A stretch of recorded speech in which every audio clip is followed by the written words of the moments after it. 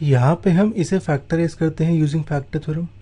हमारा पहला स्टेप होता है हम चेक करते हैं जो एक्स स्क्वायर के साथ मल्टीप्लाइड है नंबर वो 1 है या नहीं। यहाँ पे एक्स स्क्वायर के साथ मल्टीप्लाइड है 6, तो मैं 6 को कॉमन लेता हूँ तो ये कुछ ऐसा आ जाएगा। यहाँ पे 6 नहीं है तो 6 डिवाइड हो जाएगा, ऐसे यहाँ पे 6 डिवाइड हो जाएगा। तो ये मेरी इक्वेशन कुछ ऐसे आ गई। यहाँ पे हम ये जो इक्वेशन है ब्रैकेट में इसको कहते हैं पी एक्स। हम यहाँ पी एक्स को फैक्टराइज करेंगे। अगले स्टेप में मैं इस इक्वेशन को लिखता हूँ पी एक्स को कुछ ऐसे x माइनस ए इंटू एक्स माइनस बी। यहाँ पर हमें a और b की वैल्यू निकालनी है।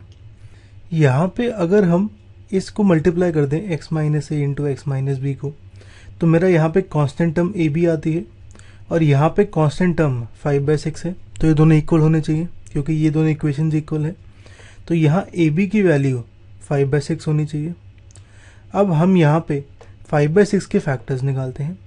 5/6 होता है 5/6 इंटू 1, ऐसे ही 5/3 इंटू 1/2, ऐसे ही 5/2 इंटू 1/3 एंड सो ऑन। तो यहाँ पे हमारे फैक्टर्स आ गए, ये 1, 5/3, 1/2, 5/2, 1/3 ये सारे। तो हम इन फैक्टर्स और इनके जो नेगेटिव नंबर्स हैं यानी इस पे और जो नेगेटिव नंबर्स हैं इनके उन पे वैल्यू ऑफ पी एक्स यानी इसकी वैल्यू चेक करते हैं और देखते हैं किस किस केस में 0 आ रही है। हम एक टेबल बनाते हैं कुछ ऐसा। मैं x की वैल्यू डालता हूँ जो हमने भी वैल्यूज़ निकाली थी उनमें से, इसकी वैल्यू निकालता हूँ और चेक करता हूँ कि 0 है या नहीं। अगर मैं x की वैल्यू लूँ 1 इसमें पुट करता हूँ तो ये कुछ ऐसा आता है। इसको हम सॉल्व करें तो इसकी वैल्यू आती है ये, यानी ये 0 के इक्वल नहीं है। ऐसे ही हम x की वैल्यू लेते हैं -5/2। अगर मैं इसमें पुट करूँ तो ये कुछ ऐसा आ जाएगा। नेगेटिव नंबर का स्क्वायर पॉजिटिव हो जाता है, 5 का स्क्वायर 25, 2 का स्क्वायर 4, कुछ ऐसे आ जाएगा ये। इसे हम सॉल्व करें तो ये कुछ ऐसा आ जाएगा। यहाँ पे हम एलसीएम लेते हैं, ये मेरा आ जाएगा 0/12 यानी 0। तो x इक्वल टू -5/2 पे मेरा इसकी वैल्यू 0 है। तो मेरी एक वैल्यू हम मान लेते हैं a की वैल्यू होगी -5/2। ऐसे ही हम चेक करते हैं x की वैल्यू -1/3 पे। इसको मैं पुट करता हूँ यहाँ पे। नेगेटिव नंबर का स्क्वायर हो रहा है तो पॉजिटिव आ जाएगा, 1 का स्क्वायर 1 होता है, 3 का स्क्वायर 9।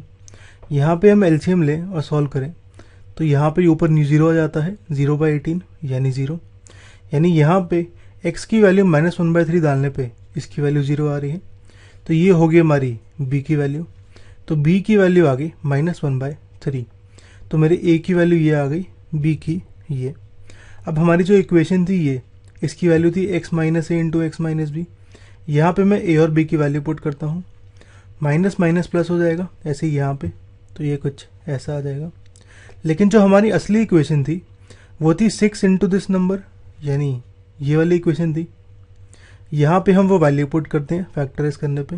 ये यहाँ पे हम एलसीएम लेते हैं, 2 ऊपर मल्टीप्लाई हो जाएगा x के साथ, ये आ जाएगा 2x + 5। ऐसे ही यहाँ 3 ऊपर मल्टीप्लाई हो जाएगा x के साथ, ये आ जाएगा 3x + 1।